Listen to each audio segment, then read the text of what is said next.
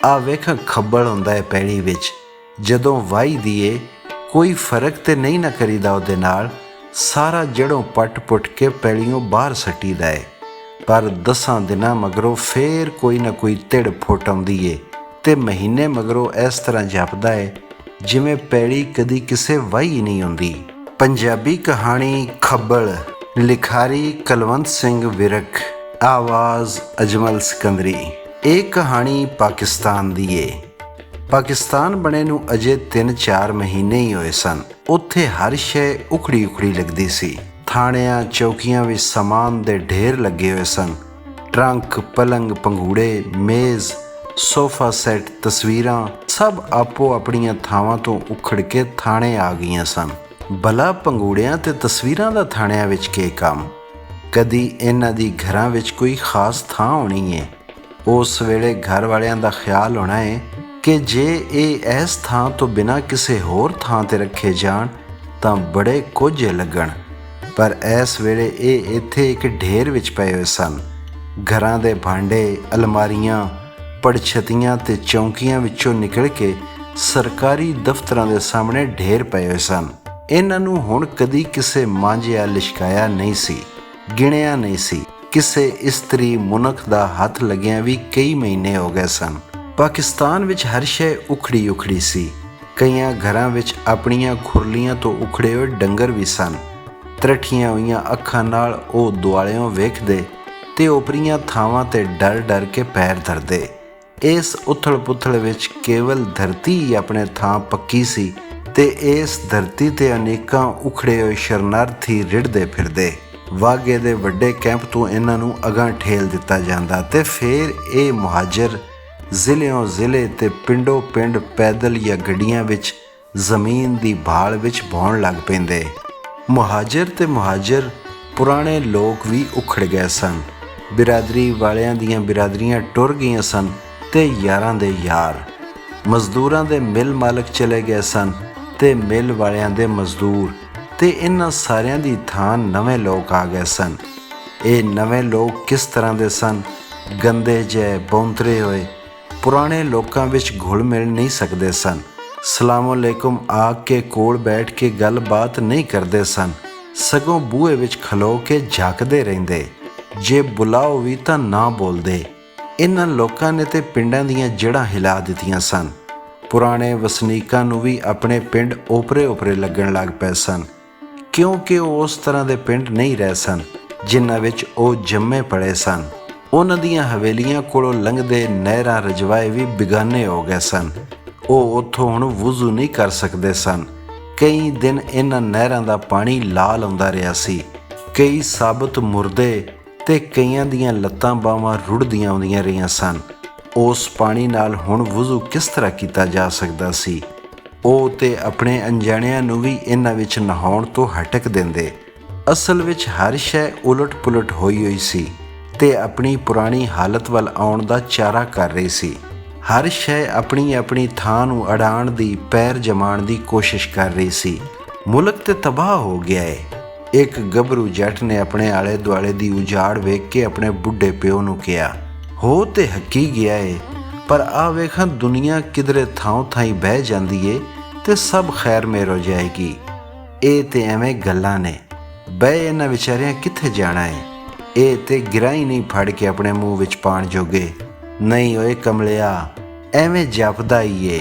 ਆ ਵੇਖ ਖੱਬਲ ਹੁੰਦਾ ਹੈ ਪੈੜੀ ਵਿੱਚ, ਜਦੋਂ ਵਾਹੀ ਦੀਏ ਕੋਈ ਫਰਕ ਤੇ ਨਹੀਂ ਨਾ ਕਰੀਦਾ ਉਹਦੇ ਨਾਲ, ਸਾਰਾ ਜੜੋਂ ਪੱਟ ਪੁੱਟ ਕੇ ਪੈੜੀਓਂ ਬਾਹਰ ਸੱਟੀਦਾ ਏ। ਪਰ 10 ਦਿਨਾਂ ਮਗਰੋਂ ਫੇਰ ਕੋਈ ਨਾ ਕੋਈ ਤਿੜ ਫੁੱਟ ਆਉਂਦੀ ਏ ਤੇ ਮਹੀਨੇ ਮਗਰੋਂ ਇਸ ਤਰ੍ਹਾਂ ਜਾਪਦਾ ਏ ਜਿਵੇਂ ਪੈੜੀ ਕਦੀ ਕਿਸੇ ਵਾਹੀ ਨਹੀਂ ਹੁੰਦੀ। ਅਸਲ ਵਿੱਚ ਕਿਧਰੇ ਕਿਧਰੇ ਇਸ ਬੁੱਢੇ ਦੀ ਗੱਲ ਵਿੱਚ ਸੱਚਾਈ ਦਿਸ ਰਹੀ ਸੀ। ਜਿਨ੍ਹਾਂ ਲੋਕਾਂ ਨੂੰ ਜ਼ਮੀਨ ਮਿਲ ਜਾਂਦੀ ਉਹ ਕੁਝ ਟਿਕ ਜੇ ਜਾਂਦੇ। ਕੱਚੀਆਂ ਅਲਾਟ ਹੋਈਆਂ ਪੈੜੀਆਂ ਉਹਨਾਂ ਦੀ ਰੂਹ ਨੂੰ ਦਰਵਾਸ ਦਿੰਦੀਆਂ।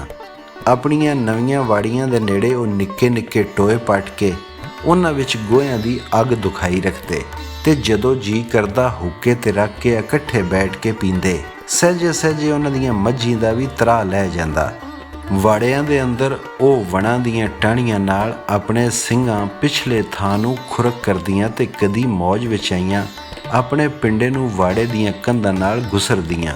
ਜਦੋਂ ਤਹਿਸੀਲਦਾਰ ਜਾਂ ਕੋਈ ਹੋਰ ਅਫਸਰ ਇਹਨਾਂ ਲੋਕਾਂ ਦੇ ਨਵੇਂ ਪਿੰਡ ਵਿੱਚ ਆਉਂਦਾ ਤਾਂ ਉਹਨਾਂ ਵਿੱਚੋਂ ਕਈ ਆਪਣੇ ਆਪ ਨੂੰ ਪੈਂਚ ਜ਼ਾਹਿਰ ਕਰਨ ਦੀ ਕੋਸ਼ਿਸ਼ ਕਰਦੇ। ਪਿੰਡ ਦੇ ਸਾਂਝੇ ਦੁੱਖ ਤਕਲੀਫਾਂ ਉਹ ਤਹਿਸੀਲਦਾਰ ਨੂੰ ਸੁਣਾਉਂਦੇ ਤੇ ਇਸ ਤਰ੍ਹਾਂ ਸਾਰੇ ਲੋਕਾਂ ਦੀ ਪ੍ਰਤੀਨਿਧਤਾ ਕਰਕੇ ਪਿੰਡ ਵਿੱਚ ਆਪਣੀ ਲੀਡਰੀ ਦਾ ਮੁੱਢ ਬੰਦੇ। ਸਾਧਾਰਨ ਜਿਹੀਆਂ ਗੱਲਾਂ ਨਾਲ ਜਿਵੇਂ ਲੋਕਾਂ ਨੂੰ ਪਿੱਛਾਂ ਬਿਠਾ ਕੇ ਸਿਰਫ ਇੱਕ ਆਦਮੀ ਬੋਲੇ ਕਹਿ ਕੇ ਅਫਸਰ ਨੂੰ ਹੁੱਕਾ ਪਾਣੀ ਪੁੱਛ ਕੇ ਉਹ ਉਸ ਦਾ ਧਿਆਨ ਆਪਣੇ ਵੱਲ ਖਿੱਚਦੇ। ਇਹ ਗੱਲਾਂ ਦੱਸਦੀਆਂ ਸਨ ਕਿ ਇਸ ਧੱਕੇ ਨੇ ਵੀ ਉਹਨਾਂ ਨੂੰ ਅਸਲੋਂ ਠੰਡਾ ਨਹੀਂ ਕੀਤਾ ਸੀ। ਇਹੋ ਜਿਹੇ ਉਜੜ ਰਹੇ ਵਸ ਰਹੇ ਪਾਕਿਸਤਾਨ ਵਿੱਚ ਮੈਂ ਭਾਰਤ ਸਰਕਾਰ ਵੱਲੋਂ ਲੀਜ਼ਾਨ ਅਫਸਰ ਮੁਕਰਰ ਹੋਇਆ।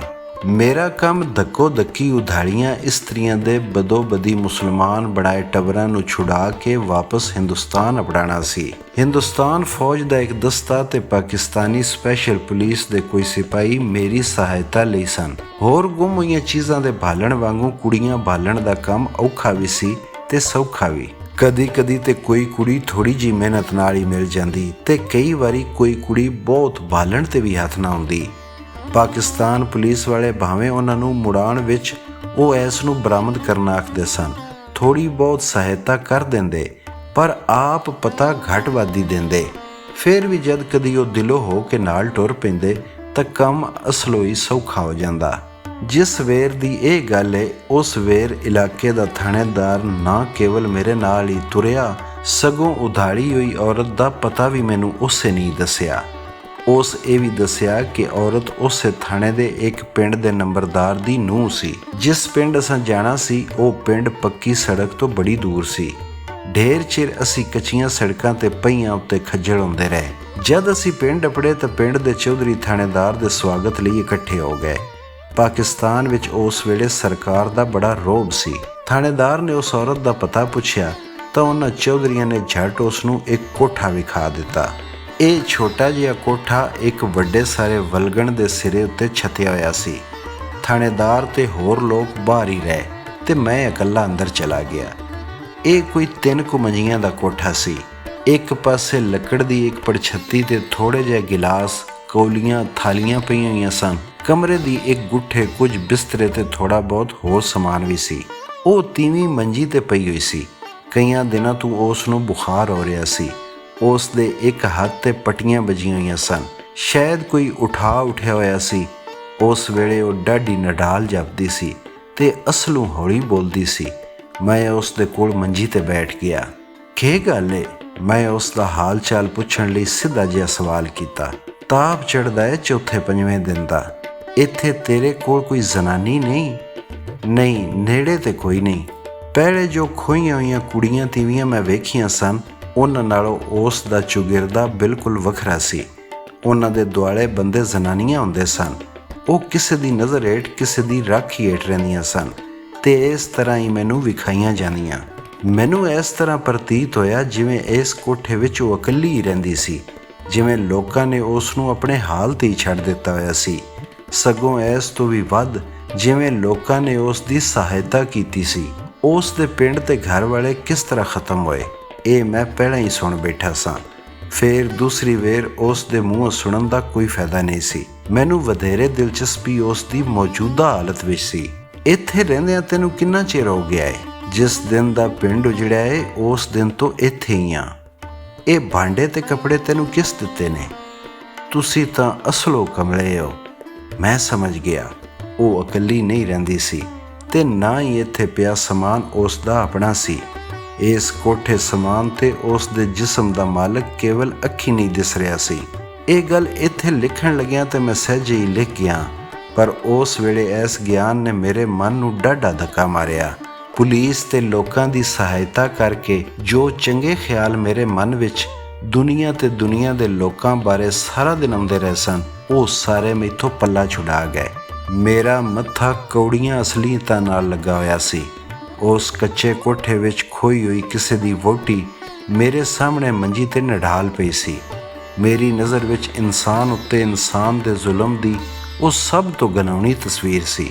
ਮਧੋੜੀ ਹੋਈ ਖੁਆਰ ਕੀਤੀ ਹੋਈ ਉਹ ਉੱਥੇ ਬਿਮਾਰ ਪਈ ਸੀ। ਉਸ ਦੀ ਜ਼ਾਤ, ਬਿਰਾਦਰੀ, ਪਿੰਡ, ਧਰਮ ਦਾ ਕੋਈ ਸਾਂਝੀਵਾਲ ਉੱਥੇ ਨਹੀਂ ਸੀ। ਉਸ ਨੂੰ ਕਦੀ ਕਿਸੇ ਇਹ ਨਹੀਂ ਦੱਸਿਆ ਸੀ ਕਿ ਉਹ ਵਿਛੜੇ ਹੋਏ ਆਪਣੇ ਸਾਕਾਂ ਅੰਗਾਂ ਨੂੰ ਫੇਰ ਵੀ ਮਿਲ ਸਕਦੀ ਏ। ਜੇ ਉਸ ਨੂੰ ਕੋਈ ਦੱਸਦਾ ਵੀ ਤਾਂ ਉਹ ਮੰਨਣੋਂ ਨਾ ਕਰ ਦਿੰਦੀ। ਆਖਰ ਏਡੇ ਵੱਡੇ ਤੇ ਤਕੜੇ ਪਾਕਿਸਤਾਨ ਵਿੱਚੋਂ ਉਸ ਨੂੰ ਕੋਈ ਕਿਸ ਤਰ੍ਹਾਂ ਕੱਢ ਕੇ ਲੈ ਜਾ ਸਕਦਾ ਸੀ? ਇਸ ਗੱਲ ਤੇ ਵਿਚਾਰ ਕਰਨਾ ਹੀ ਫਜ਼ੂਲ ਸੀ। ਉਸ ਨੂੰ ਉਸੇ ਵੇਲੇ ਵਾਪਸ ਲਿਜਾਣ ਦਾ ਕੋਈ ਸਵਾਲ ਨਹੀਂ ਸੀ। ਪੋ ਮਾਘ ਦੀ ਸਰਦੀ ਵਿੱਚ ਉਸ ਨੂੰ ਬਿਮਾਰੀ ਦੀ ਹਾਲਤ ਵਿੱਚ ਉੱਥੋਂ ਹਿਲਾਣਾ ਠੀਕ ਨਹੀਂ ਸੀ। ਉਹ ਲੋਕ ਹੁਣ ਉਸ ਨੂੰ ਗੁੰਮ ਨਹੀਂ ਕਰ ਸਕਦੇ ਸਨ, ਕਿਉਂਕਿ ਅਸਾਂ ਉਸ ਨੂੰ ਵੇਖ ਲਿਆ ਸੀ ਤੇ ਉਹ ਲੋਕ ਜਾਣਦੇ ਸਨ ਕਿ ਅਸਾਂ ਵੇਖ ਲਿਆ ਏ। ਚੰਗਾ ਬੀਬੀ, ਮੈਂ ਫੇਰ ਕਿਸੇ ਦਿਨ ਆਵਾਂਗਾ। ਫੇਰ ਆਉਣ ਤੋਂ ਮੇਰਾ ਮਤਲਬ ਉਸ ਨੂੰ ਉੱਥੋਂ ਵਾਪਸ ਲੈ ਜਾਣ ਤੋਂ ਸੀ, ਪਰ ਇਹ ਗੱਲ ਸ਼ਾਇਦ ਉਸ ਦੇ ਸੁਪਨੇ ਵਿੱਚ ਵੀ ਸੰਭਵ ਨਹੀਂ ਸੀ। ਤੂੰ ਹੁਣ ਚਲਿਆ ਏ?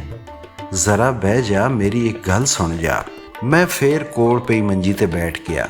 ਮੇਰੀ ਤੇਰੇ ਅੱਗੇ ਇੱਕ ਅਰਜ਼ ਏ, ਜੇ ਤੂੰ ਪੂਰੀ ਕਰੇ। ਇੱਕ ਕੰਮ ਹੈ ਤੇਰੇ ਗੋਚਰਾ। ਕੀ ਕੰਮ? ਤੂੰ ਮੇਰਾ ਸਿੱਖ ਬਿਰਾ ਏ। ਮੈਂ ਵੀ ਕਦੀ ਸਿੱਖ ਹੁੰਦੀ ਸਾਂ, ਹੁਣ ਤੇ ਮੈਂ ਮੁਸਲਮਾਨ ਹੋ ਗਈ ਹੋਈ ਹਾਂ। ਇਸ ਵੇਲੇ ਇਸ ਦੁਨੀਆ ਵਿੱਚ ਮੇਰਾ ਕੋਈ ਨਹੀਂ ਹੋ। ਮੈਂ ਬੜੀ ਔਖੀ ਹਾਂ। ਤੂੰ ਮੇਰੀ ਬਾਂਹ ਫੜ। ਮੇਰੀ ਇੱਕ ਨਨਾਣ ਏ ਨਿੱਕੀ, ਰੁੜ ਗਏ 11 ਚੱਕ ਵਾਲੇ ਲੈ ਗਏ ਹੋਏ ਨਹੀਂ।